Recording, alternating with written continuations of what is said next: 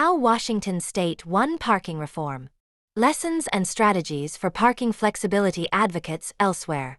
Last week, Governor Bob Ferguson's signature made it official.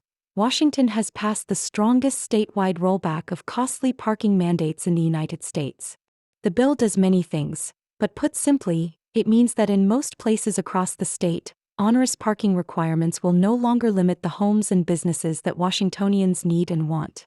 In most circumstances, the new law will restore the rights of property owners, not arbitrary, predetermined local quotas, to decide how many parking spaces they need for the homes or businesses they hope to build. This means more homes in more shapes and sizes, to help address a deep housing shortage and help curb the resulting high home prices and rents. It means less red tape, lower costs, and less wasted space for housing and businesses in the kinds of historic main streets people love to stroll and shop and dine along. And it means undoing legal mandates that forced pollution, sprawl, and excess asphalt in cities and towns where land is scarce and opportunity costs are high. The path to a win wasn't easy. But a few key champions, a broad coalition, and a powerful set of stories and data laid the way. Building on years of housing conversations, WA's parking bill enjoyed a 2-year turnaround. 4 years, advocates in the Evergreen State have been pushing regulatory reform to tame housing costs, building relationships and growing awareness on how parking mandates contribute to the housing shortage. That said, passing such strong parking legislation was unthinkable even 2 years ago. A 2023 bill to end parking mandates in the tiny fraction of the state's land near transit stops squeaked through one committee but went no further. Since then, though, advocates published more research and shared more stories on the real and present harms caused by excessive parking mandates, and the additional homes that can come from added parking flexibility. Research suggests that building at reduced parking ratios, similar to the caps ultimately adopted in Washington, could make 40% more homes financially feasible to build over today's status quo. Alongside this growing narrative, a bigger-than-ever coalition was gathering together to elevate parking reform as a major housing priority for Washington Democrats this year.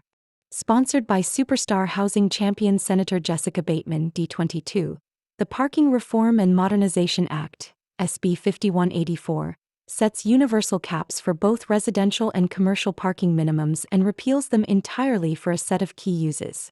It passed on strong bipartisan votes of 40-8 in the Senate and 64-31 in the House. How did Washington move the needle in 2 years?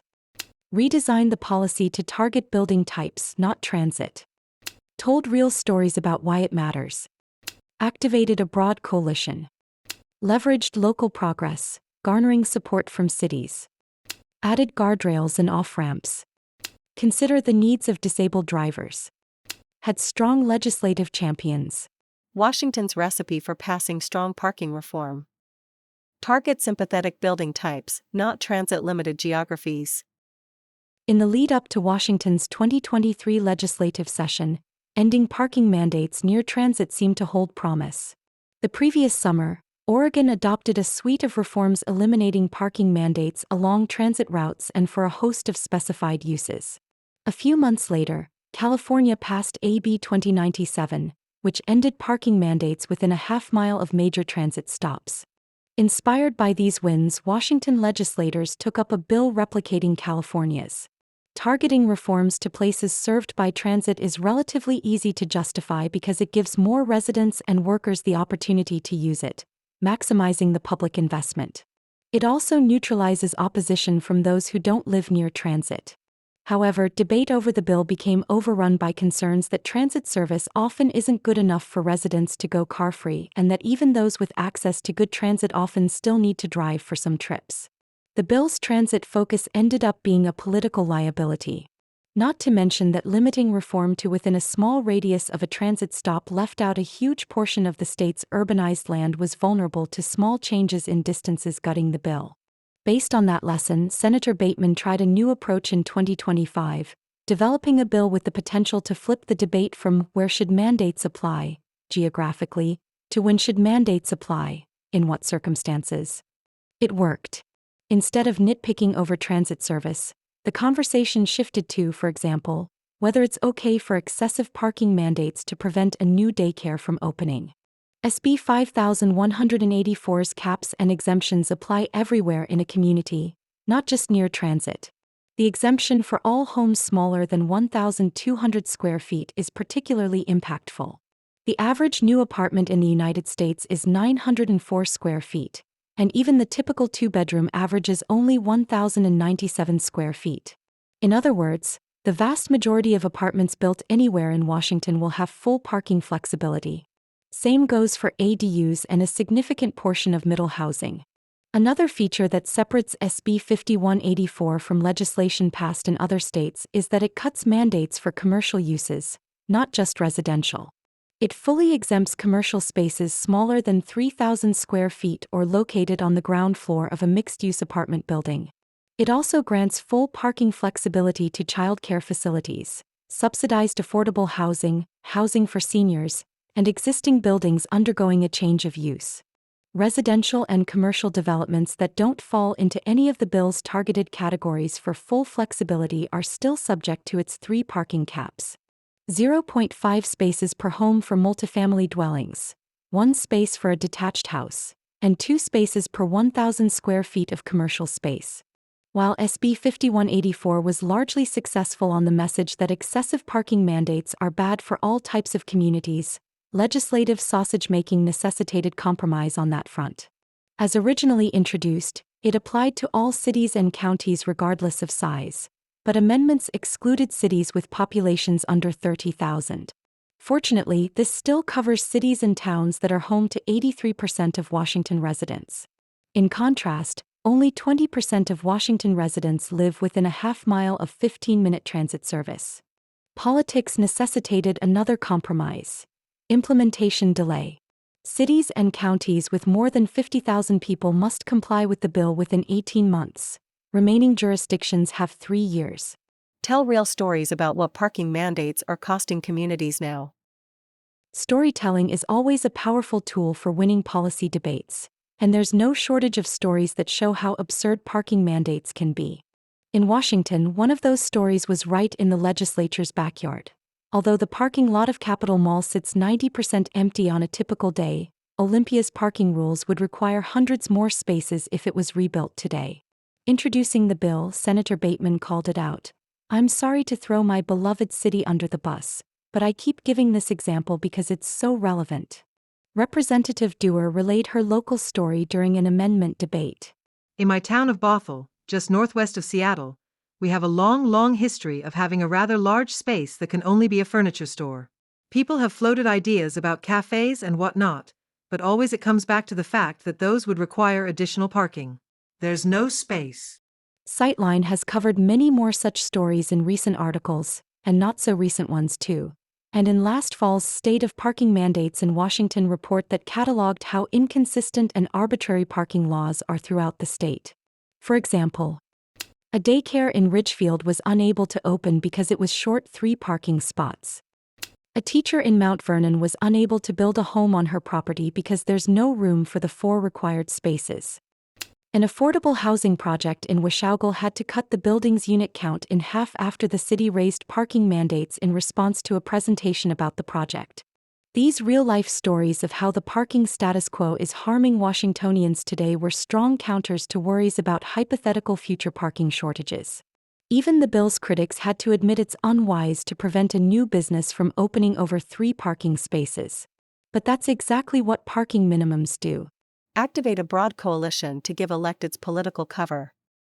Parking tends to be a politically explosive issue, and so to sign on in support of it, naturally most legislators want to be sure they have the political cover that a broad coalition of backers can afford them. Historically, opposition to parking reform has been dominated by vocal minorities of local residents and by municipalities who wish to retain unfettered control to set their own land use laws. Even as more people have come to understand the problems with predetermined parking mandates in recent years, the politics are still catching up. Sightline led the coalition-building effort for SB 5184, uniting a diverse collection of 56 organizations and cities, including affordable housing providers, labor unions, building industry groups, environmental advocates, and others. The bill's policy committee hearings in both chambers each had dozens of people testifying in support, many of them sharing personal stories of how parking mandates thwarted their projects. Leverage local success stories. By the time SB 5184 was in play, 3 Washington cities had fully repealed their parking mandates: Bellingham, population 94,720, Port Townsend, 10,592, and Spokane, 229,447. Elected officials from all 3 publicly supported the bill and helped educate state legislators about how the local reforms were playing out on the ground in their communities. Spokane City Councilor Zach Zapponi reassured Wary House Local Government Committee members. With 2.5 years' experience, developers are still building parking in almost all cases. But Spokane's reforms have been a game changer for projects on constrained sites or with other circumstances that make it difficult to include as much parking as prior rules required. In Bellingham, repealing parking mandates meant one project could grow from the originally planned 60 homes to 80, and another from 12 homes to 40. Officials from several other cities also supported SB 5184, including Bothell, Burien, Linwood, Mount Vernon, Snohomish, and Vancouver. This show of local support was crucial for counteracting opposition from the Association of Washington Cities and many other jurisdictions. Be willing to add guardrails and off-ramps. To soften concerns from cities that thought the bill was too far-reaching, tailored exceptions were added that did minimal damage to the bill's overall effectiveness. As passed, SB 5184 included 4 such provisions that grant exceptions or give jurisdictions a more gradual pathway to compliance. By the letter of the law, SB 5184 does not apply to parcels on unincorporated county land if the adjacent county road does not meet current roadway standards. That is likely to be true for most roads. However, if a developer makes improvements such as adding shoulders for on-street parking or paving sidewalks to bring the road up to code, the bill's parking relief would then apply. Requirements for these types of improvements are common but vary between jurisdictions, so it's difficult to assess how much county land will be subject to the bill in practice. In prior years, zoning reform bills have exempted the city of SeaTac, home to the busy Seattle-serving SeaTac Airport, from any provisions that limit parking mandates. This is in response to SeaTac's argument that it has a high number of professional drivers serving airport customers whose livelihoods depend on owning cars and having a place to park them. Like those previous bills, SB 5184 does not apply within a 1-mile radius of SeaTac Airport. Jurisdictions can qualify for exemption if they conduct a parking study demonstrating that the bill's required changes to parking mandates would create significantly less safe conditions than the status quo for vehicle occupants, pedestrians, or bicyclists. Jurisdictions can qualify for exemption if they provide analysis verifying that their existing rules are substantially similar to what the bill requires, for example, showing that even though their mandates vary by location, when averaged out they more or less meet the bill's requirements. Importantly, there are no exemptions from the bill's full repeals for daycares, senior living, and affordable housing developments. Time will tell how many jurisdictions go to the trouble of conducting a qualifying study. It takes time and money, and cities have many other competing priorities. Provide for the needs of disabled drivers. The prospect of less available parking can be especially concerning to disabled people who need easily navigable access to homes, shops, and services. In response to input from Disability Rights Washington, legislators adopted an amendment to SB 5184 that directs the Washington Building Code Council to review and potentially update its standards for accessible parking spaces. Washington's current rules, based on Federal Americans with Disabilities Act (ADA) standards, require 2 to 4% of a parking lot's spaces to be accessible. But that's lower than what's indicated by newer research that has found disability rates among drivers closer to 10%. The bill was also amended to give jurisdictions the option to require disabled parking spaces beyond what's needed to comply with the ADA. Have strong legislative champions. Washington's parking bill would not have gone far were it not for the skill and commitment of its prime sponsor, Senator Jessica Bateman. In only her second year as a member of the state legislature, then in the State House of Representatives, Bateman was the driving force behind passage of Washington's middle housing bill in 2023. When she announced she would be taking on parking next, people took notice. She then won election to the state Senate and was selected to chair its Housing Committee. For the middle housing bill, Bateman worked hard to win bipartisan support, and she did the same for SB 5184. Democrats had the votes to pass the bill on their own but still garnered 13 Republican votes in the Senate and 7 in the House.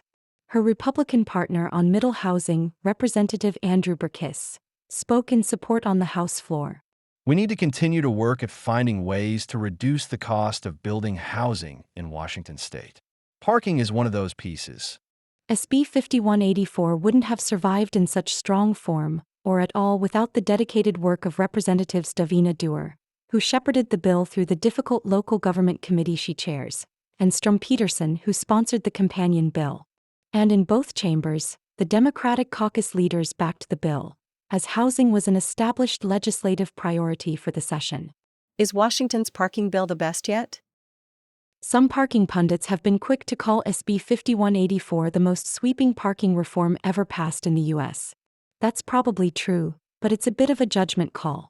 How do you compare reforms that cap high parking mandates universally with geographically narrower ones that give deeper flexibility over parking counts? Washington's bill excels on both fronts.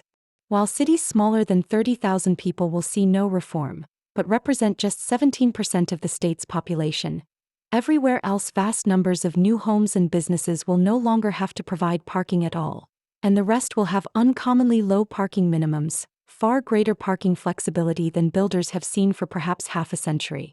For comparison, Oregon's 2022 reform has catalyzed complete repeals in 20 cities that cover 40% of the state's population, with more sure to come. The bar won't stand for long. Montana's parking bill, which passed the legislature just a day after Washington's did and is just awaiting Governor Gianfort's signature, has higher caps: 1 space per home and 0.5 for those under 1,200 square feet, and doesn't address commercial uses. However, it applies in all towns and cities in the fast-growing state, even if it currently has about 1/7 the population of Washington.